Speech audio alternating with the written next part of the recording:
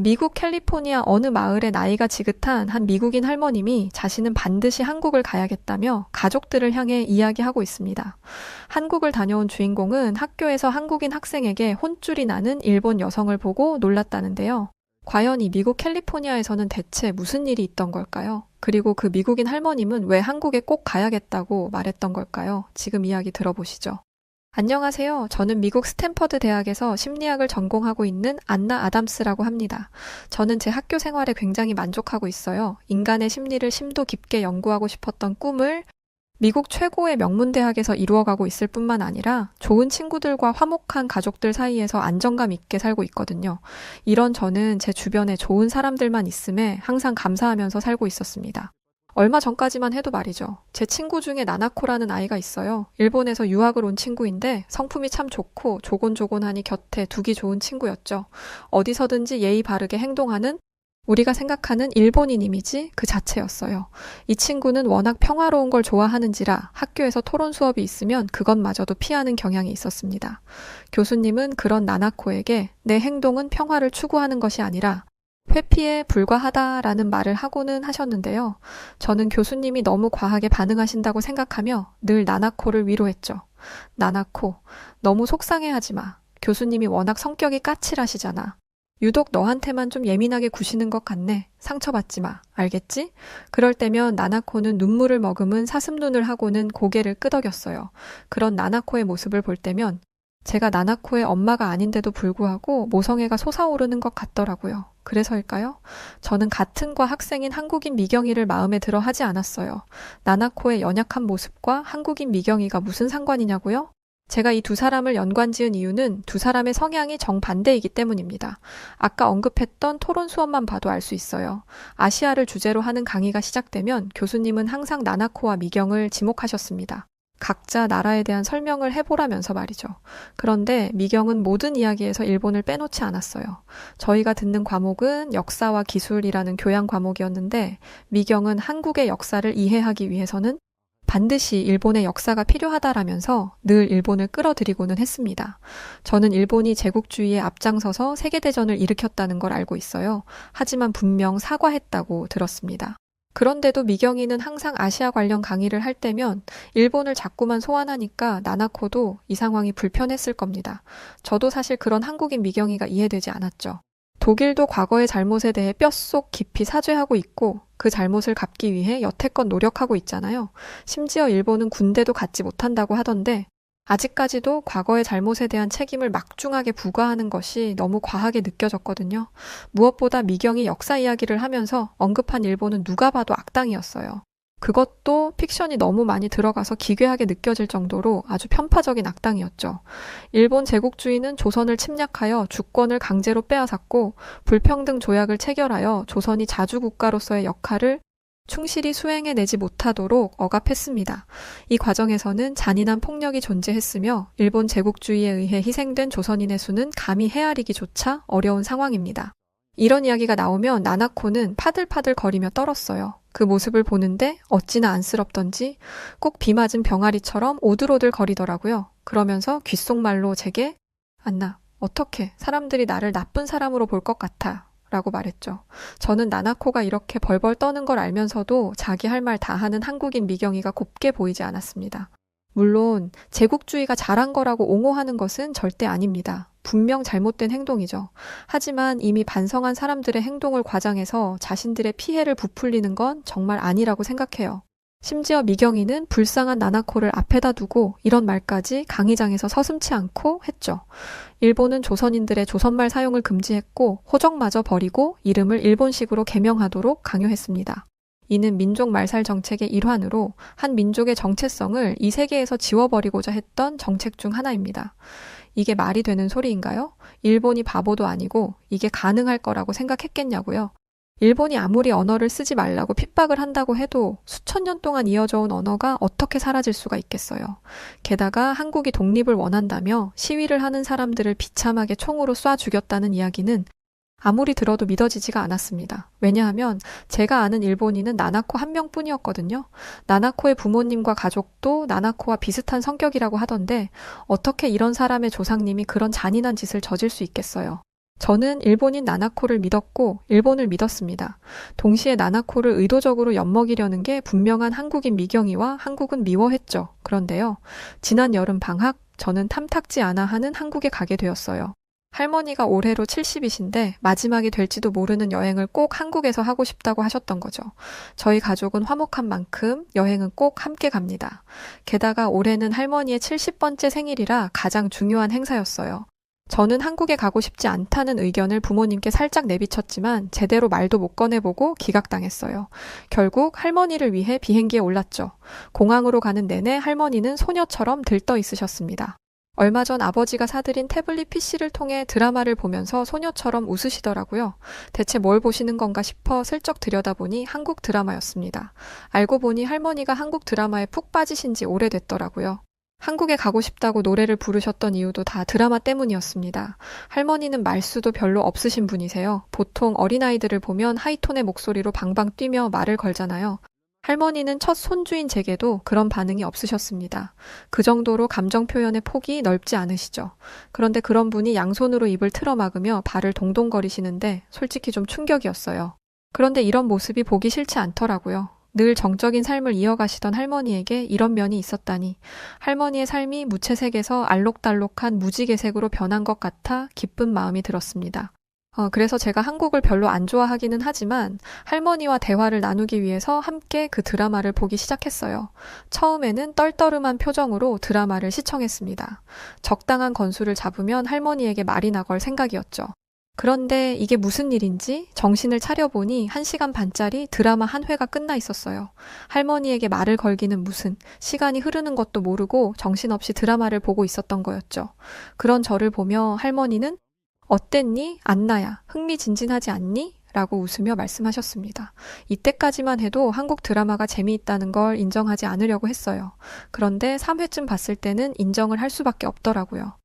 빠른 전개와 톡톡 튀는 등장인물의 성격, 그리고 적절한 막장까지 처음엔 할머니가 말씀하시는 막장이 뭔지 몰랐는데 보다 보니 알겠더라고요. 드라마에 나오는 불륜녀를 같이 욕하면서 나초를 먹는데 지금까지 쌓였던 스트레스가 싹 풀리는 느낌이었습니다. 이렇게 시작된 제 한국 여행은 생각보다 순조로웠습니다. 한국 드라마로 마음의 벽이 조금 허물어지니까 나머지 벽이 무너지는 건 순식간이더라고요. 할머니는 한국에 도착하시자마자 호텔로 가는 게 아니라 한국의 대형 마트로 향하셨어요. 그러시더니 저희 가족을 모두 물리치시곤 직원에게로 향하시더라고요. 올해로 일흔이 되신 할머니가 그렇게 걸음이 빠르시다니. 저희 부모님도 그렇고 저도 그렇고 너무 당황해서 쟁걸음으로 할머니를 쫓아갔어요. 할머니는 직원에게 무어라 말씀을 하고 계셨는데 한국어를 못하는 할머니가 계속해서 반복하시던 말은 만두였습니다. 할머니는 어설픈 한국말로 직원에게 만두라고 말했고 그런 한국인 직원은 미국인 할머니의 알아듣기 힘든 어설픈 한국말을 알아차리고선 저희 할머니를 냉동식품 코너로 모시고 갔어요. 냉동식품 코너 앞에 선 할머니의 표정은 드라마를 볼 때의 그 소녀의 얼굴이었습니다. 할머니는 감격한 표정으로 냉동식품 코너의 냉동실을 훑어보시더니 저희에게 얘들아 이것 좀 보렴. 이게 다 만두래. 천국이 바로 여기에 있구나 라면서 감동을 숨기지 않으셨죠. 할머니는 냉동실을 열더니 만두를 그야말로 쓸어 담기 시작하셨어요. 부모님은 당황하셨는지 입을 벌리고 말릴 생각도 못 하시더라고요. 할머니는 저희 가문 전체에서 검소함의 상징이셨습니다. 절대 물건이나 음식을 남기는 법이 없었고 모든 물건을 살 때는 체계적으로 계산을 해서 사야 한다고 가르치던 분이셨죠. 그런데 그런 분이 유독 한국에 와서 닥치는 대로 한국의 만두를 쓸어 담다니? 믿을 수가 없었죠.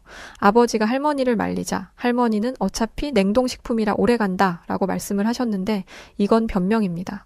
할머니께는 죄송하지만 저희가 한국에 머무는 날은 고작 10일이었어요. 열흘 이후에 이걸 미국으로 가져갈 수도 없는데 이 기간 안에 수십 봉지의 만두를 먹을 수 있을 리가 없었습니다. 이 말씀을 드리자 할머니는 그제야 정신이 번뜩 드셨는지 쓸어 담았던 만두를 다시 넣어두기 시작하셨어요. 그런데 할머니의 얼굴에서 아쉬움이 뚝뚝 떨어지더라고요. 저는 한국의 문화가 70년 동안 고집해왔던 할머니의 성격과 모든 것들을 바꿨음에 매우 놀랐습니다. 할머니를 말려서 사온 만두를 먹은 순간 저는 할머니가 왜 그러셨는지 단번에 이해할 수 있었어요. 미국에서 먹는 만두와는 차원이 달랐습니다. 미국은 삼시세끼를 냉동식품으로 때우는 경우가 있는데 냉동식품 소비량이 많은 미국보다 더 맛있게 만두를 만들더라고요. 이외에도 한국에서 먹는 모든 것들이 맛있었습니다. 뿐만 아니라 할머니가 드라마에서 봤다는 드라마 촬영 장소들을 가보았는데 전부 다 최신식이었어요. 특히 고층 건물들이 정말 멋들어지더라고요. 높게 솟은 건물의 번쩍거리는 외관까지. 미국에도 그런 곳이 있기는 합니다만 서울처럼 촘촘히 잘 조경이 되어 있지는 않아요. 서울만큼이나 길이 깨끗하지도 않고요. 차선과 인도가 제대로 분리된 곳들도 별로 없습니다. 반면에 한국은 인도와 차도가 확실히 분리되어 있고 인도도 넓은 편이에요. 저희 가족은 한국인들에겐 당연한 이런 사소한 것에 감탄하면서 서울 거리를 거닐었습니다. 저는 매일 하루가 끝나면 할머니의 다리를 주물러 드렸는데요. 할머니는 피곤하실 법한데도 꼭 이렇게 말씀을 하곤 하셨습니다. 안나야, 이름도 제대로 몰랐던 나라를 사랑하게 된다는 게 정말 놀랍지 않니? 한국을 표현하는 단어로 가장 적절한 건 문화강국이라고 생각한단다. 지구 반대편 미국에 사는 70대 할머니를 이곳까지 끌어들인 그 문화 말야. 나는 70년 동안 살아온 고향 미국보다 고작 열흘 있을 한국에서의 삶이 더 행복해. 할머니는 제 생각보다 더더욱 한국의 문화를 사랑하고 계셨고 즐기셨던 거였어요. 그리고 뜻밖의 이야기를 해주셨었죠. 제가 세상에 태어나기 전 할머니는 한국에 오신 적이 있었다고 합니다. 할아버지는 한국에 참전 용사셨고 한국에서 그런 참전 용사분들을 한국으로 초대했었다고 해요. 당시에 할아버지를 따라서 한국에 왔는데 어린 한국인 꼬마아이가 자신의 손을 잡고 귀에다 이런 말을 했었다고 합니다. 한국을 지켜주셔서 고맙습니다. 이 한국인 꼬마아이의 한마디에 할머니는 눈물을 흘리셨대요. 태어난 지 얼마 되지도 않은 이 어린아이가 뭘 안다고 파란 눈동자를 가진 나에게 이런 말을 하는 걸까? 한국은 당시에 이런 어린아이부터 어른들까지 모두가 우리를 환대했고 우리에게 감사를 표했었다며 그때 이야기를 회상하셨죠. 그때 한국에게서 받았던 마음과 그 따뜻함을 우리 할머니는 수십 년이 지나도록 간직했던 겁니다. 이렇다 보니 여행을 오기 전과는 전혀 다르게 여행 말미가 돼서야 할머니의 말이 100번 이해가 되더라고요. 저는 어느새 한국에 대한 편견이 싹 사라졌거든요. 한국인들이 이기적이고 남 공격하기 좋아하는 성격이라는 인식은 가장 먼저 깨진 지 오래였습니다. 한국인들만큼 친절한 사람들은 전 세계를 눈 씻고 찾아봐도 없어요. 가장 기본적인 예시로 남의 주머니에서 떨어진 5만 원을 주워다 주는 사람은 한국인 뿐일걸요? 심지어 지폐 10,000원짜리를 경찰에 들고 가서 맡기는 사람도 본 적이 있어요. 돈을 잃어버린 사람의 마음을 헤아려주는 공감과 남의 물건에 손대지 않는 양심이 없다면 불가능한 일이었습니다. 단 열흘의 일정이었지만 이 일정은 한국에 대한 제 인식을 바꿔주기에 충분했어요. 그래서 방학이 끝나고 개강을 했을 때 미경을 바라보는 제 시선도 달라졌습니다.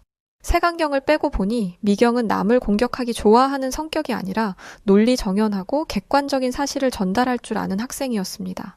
그리고 절대 없는 말은 하지 않는 학생이었어요. 그러니 교수님이 발표할 일만 있으면 미경을 시키셨겠죠. 이런 변화가 생긴 건 저뿐만이 아니었습니다. 나나코에게도 큰 변화가 생겼어요. 나나코가 한숨을 푹푹 쉬면서 자꾸 전화기만 쳐다보더라고요. 그래서 나나코에게 무슨 일이 있느냐고 물었습니다. 그러자 나나코는 또 울먹거리면서 안나, 지금 우리 고향에 심한 태풍이 와서 우리 집이 쓸려 내려갔대 라고 말했죠. 기후가 온화한 캘리포니아에서 태어나고 자란 저는 태풍 때문에 집이 쓸려 내려간 게 무슨 의미인지를 모르겠더라고요. 그래서 영상을 봤는데 정말 충격 그 자체였습니다. 정말 말 그대로 집이 쓸려 내려가고 있더라고요. 지늘게 쌓은 모래성이 무너지듯 말이죠. 나나코, 이게 무슨 일이야? 너희 가족분들은 괜찮은 거야? 나나코는 울먹이며 고개를 끄덕였어요. 다들 몸은 괜찮다고 하시는데 집이 다 쓸려 내려갔어. 그런데 이게 우리 집뿐만이 아니야. 내 친구들 집도 다 쓸려 내려갔다고. 저는 나나코에게 위로를 건넸습니다. 자연재해는 인간이 어떻게 할 수 있는 게 아니잖아요. 그런데 일본에서 이런 자연재해가 한두 번 있었던 게 아닙니다. 태풍은 이번에 처음 봤지만 지진과 같은 일은 끊이지 않다는 걸 알고 있어요. 그런데 나나코는 지진 이야기에 눈 한 번 깜빡 안 하는 친구입니다. 걱정이 안 되냐고 하면 무슨 걱정이 되냐면서 콧방귀를 뀌죠. 이런 지진이 1년에 수천, 수만 번은 난다고 말이죠. 그런 나나코가 이번엔 달랐습니다. 핸드폰을 수시로 확인하며 태풍 상황을 실시간으로 모니터링했고 의자에 앉은 다리는 벌벌 떨면서 손톱을 물어뜯었어요. 그 모습이 너무 피폐해 보이더라고요. 심리학을 공부하면서 배웠던 불안장애를 가진 사람들의 모습과 정확히 일치했습니다. 저는 손톱 끝에서 피가 날 정도로 손톱을 잘근잘근 씹고 있는 나나코의 손을 감싸주면서 나나코를 진정시키려고 했습니다. 나나코, 내 눈을 봐. 지금 너 너무 흥분했어. 괜찮아. 아무 일도 없을 거야. 일본은 어떤 자연재해가 와도 잘 이겨내잖아. 그리고 가족분들도 안심할 거야. 안전한 곳에 계신다고 했고 너랑 연락도 잘 된다며. 그러니 마음을 좀 가라앉혀보자. 알겠지? 저는 제가 최선의 대응을 했다고 생각합니다. 그런데 나나코 입장에서는 아니었나 봐요. 나나코는 자신의 손을 감싸쥔 제 손을 거칠게 뿌리치고는 상기된 얼굴로 이렇게 말했어요.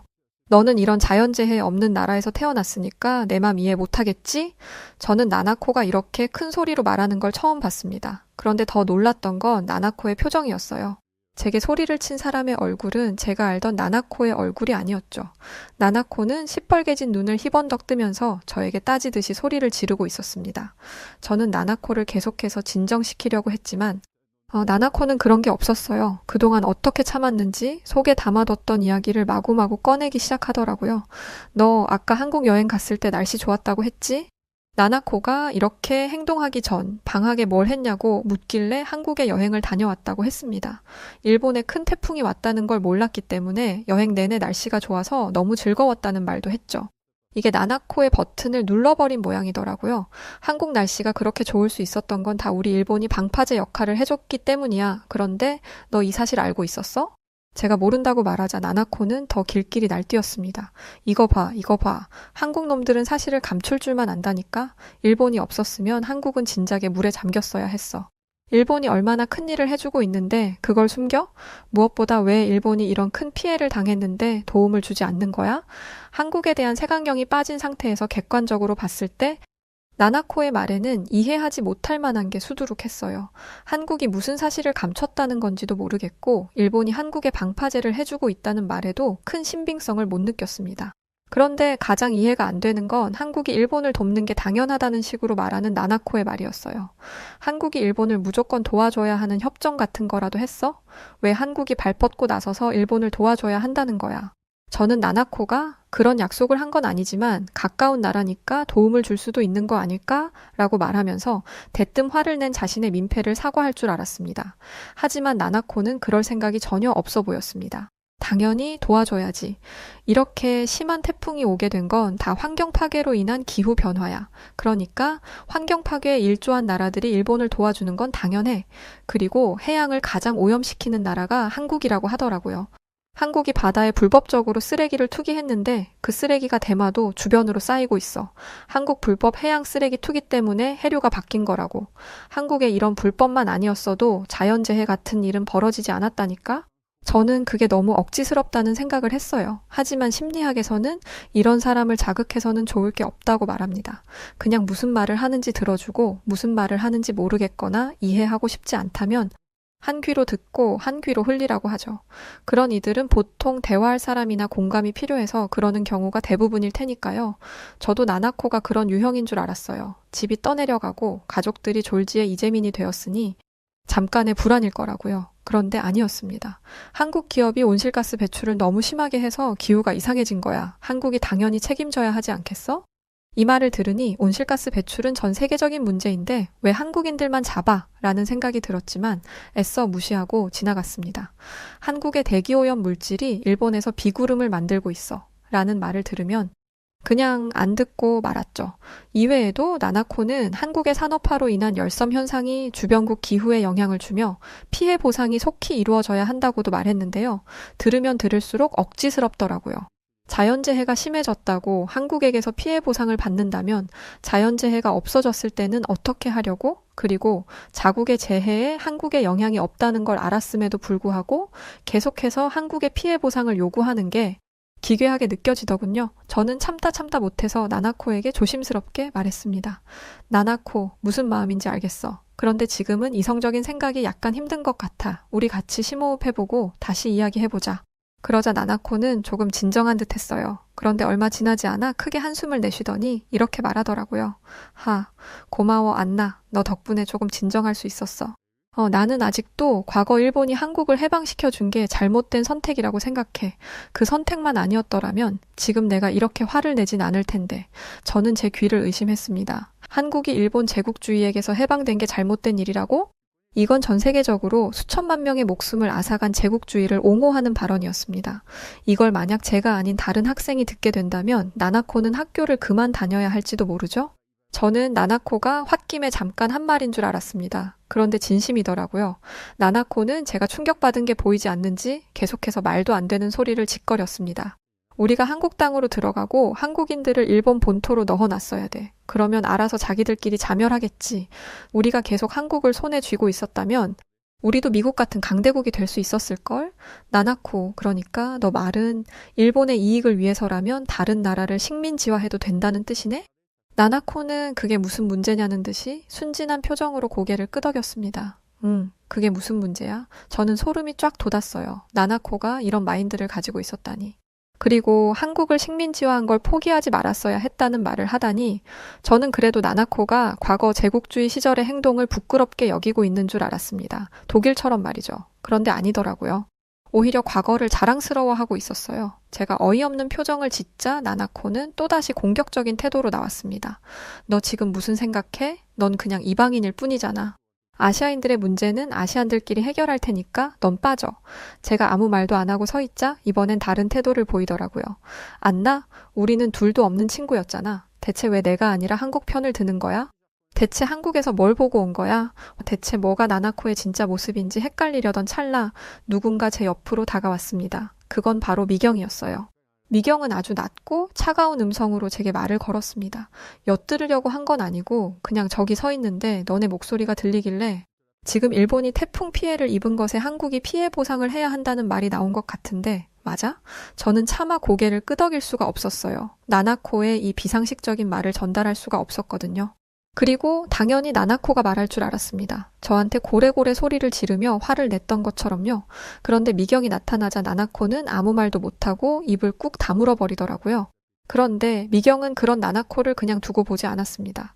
너 왜 아무 말도 안 해? 아까처럼 시끄럽게 떠들어봐. 내가 오니까 아무 말도 못하겠어? 안나와 달리 사실을 너무나 잘 아는 내가 오니까 겁나니?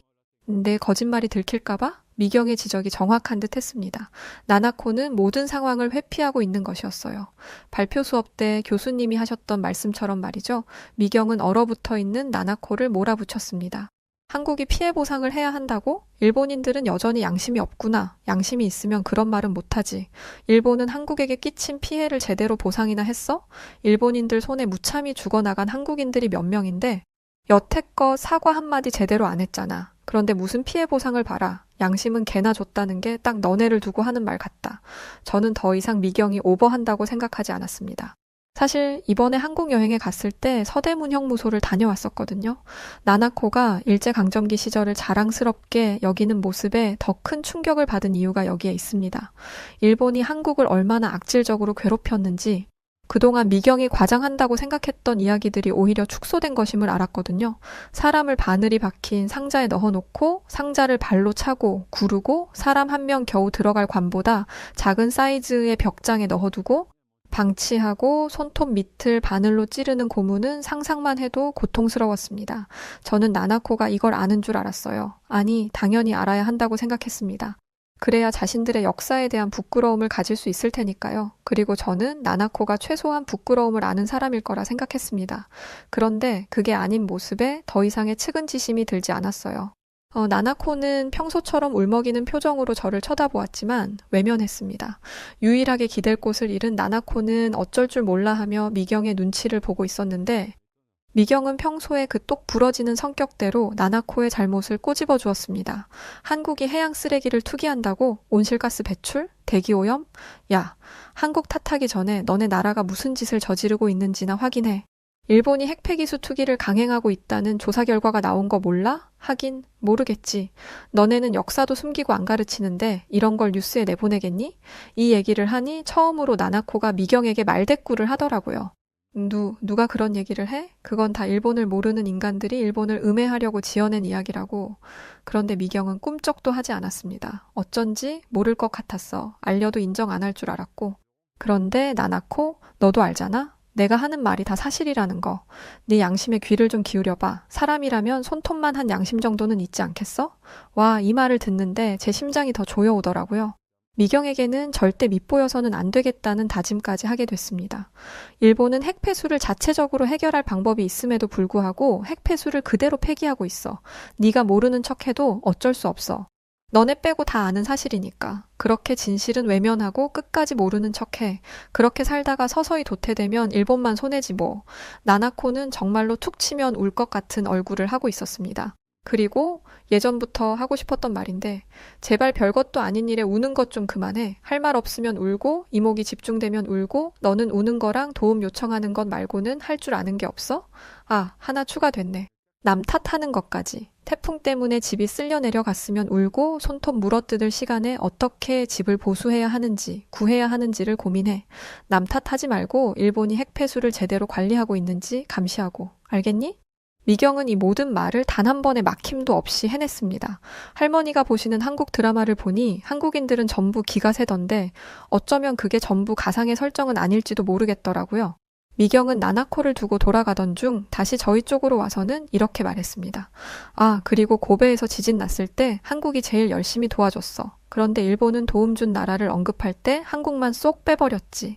한때 침략했던 나라에게 도움받은 게 쪽팔려서 그랬는지 뭔지. 미경은 이 말을 마치고 정말 사라졌어요. 너네처럼 은혜도 모르는 놈들 우리가 뭐 타러 도와주냐? 라는 말을 돌려서 하고 떠난 것이었죠. 이날의 일은 워낙 시끌벅적했던지라 금방 소문이 났습니다. 주변에 사람들이 몰려들어서 수군덕거리자 나나코는 도망치듯 자리를 떠났고 지금 일주일이 넘도록 학교에 나오지 않고 있어요. 휴학을 하려고 하는 건지 어쩌려고 하는 건지는 모르겠지만 부디 이번엔 남 탓하지 않고 자기 잘못을 먼저 되돌아봤으면 좋겠네요. 네, 오늘 사연은 여기까지입니다. 와, 미경이라는 한국인 친구가 일본인 나나코 양을 팩트로 혼쭐을 내버렸네요. 너무 멋있습니다. 그리고 할머님 모시고 왔던 한국 여행은 즐거우셨나요? 한국을 도와주셔서 고맙습니다. 돌아가신 할아버님께도 감사함을 전합니다. 자, 그럼 오늘 사연 어떠셨나요? 영상 끝까지 시청해주셔서 너무 감사드리고요. 저는 더 좋은 영상으로 다시 올게요. 그럼 여우튜브 송은지였습니다. 너무 고맙고 사랑합니다. 당신만의